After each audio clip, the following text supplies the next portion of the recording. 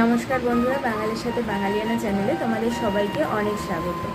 আজকে হচ্ছে বিপত্তারিণী পুজো, আর আমি আর মা দুজনে মিলে যাব বিপত্তারিণী পুজো দিতে। মা বেরিয়ে গেছে পুজো মন্দিরের জন্য, এবার আমিও যাব। তো কিছুক্ষণ সময় পেয়েছি, তো ভেবে নিলাম যে তোমাদের সাথে একটু কথা বলে নিই। আমি দেখো এই ড্রেসটা পরেছি, এটা হচ্ছে আমার আউটফিট। এটা লাল রঙের কুর্তি, আর এর সাথে এই দুটো আংটি পরেছি। কীরকম লাগছে অবশ্যই জানি, একটা ঝুমকা গানেরও পরেছি। কীরকম লাগছে অবশ্যই জানিও। আর তোমরা কারা কারা আজকে বিপত্তারিণী পুজো করছো আমাকে কিন্তু অবশ্যই কমেন্ট করে জানাবে। আমার ভিডিওগুলো যদি ভালো লেগে থাকে তাহলে লাইক, শেয়ার, সাবস্ক্রাইব করে আমার পাশে থেকো। এইবার আমি এসে গেছি মন্দিরে। মন্দির চত্বরটা তোমাদের একটু ঘুরিয়ে নিচ্ছি। যারা মোটামুটি রিসরাতে থাকো তারা অবশ্যই আশা করি চিনতে পারছো যে আমি কোন মন্দিরে এসেছি। তো এখানে দেখো ভীষণ ভিড় হয়েছিল, যদিও আমি পুজো দেওয়ার সময় ভিডিওটা করতে পারিনি, এতটাই ভিড় হয়েছিল যে সেই সময় করাটা সম্ভব হয়নি। তাই পুজো শেষ হয়ে যাওয়ার পরে আমি ভিডিওটা করছিলাম।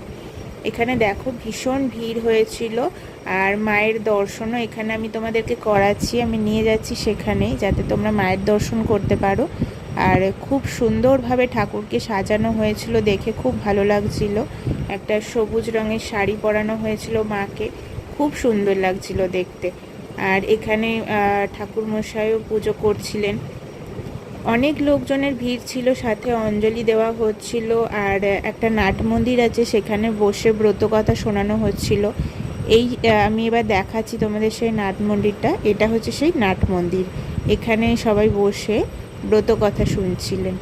এবার আমি তোমাদেরকে দেখাচ্ছি যে কোথায় আমরা গিয়েছিলাম। এটা হচ্ছে শ্রী শ্রী সিদ্ধেশ্বরী কালীমাতার মন্দির, যেটা রিসরায়। আমরাও এবার একটু তাড়াতাড়ি করে বাড়ির উদ্দেশ্যে রওনা দিয়েছিলাম, কারণ বাড়ি ফিরেও অনেকগুলো কাজ ছিল। তো এইবার দেখো ফেরার পথে আমি তোমাদেরকে একটা মন্দিরের দর্শন করাচ্ছি, যেটা হচ্ছে ভোলে বাবার মন্দির। মায়ের মন্দিরটার পাশেই হচ্ছে ভোলে বাবার মন্দির, সেখানে গণেশজিও আছেন। তো এইভাবেই আমাদের সারা দিনটা কাটলো আজকে। তোমাদের কীরকম কাটলো আমাকে অবশ্যই কমেন্ট করে জানিও। ধন্যবাদ।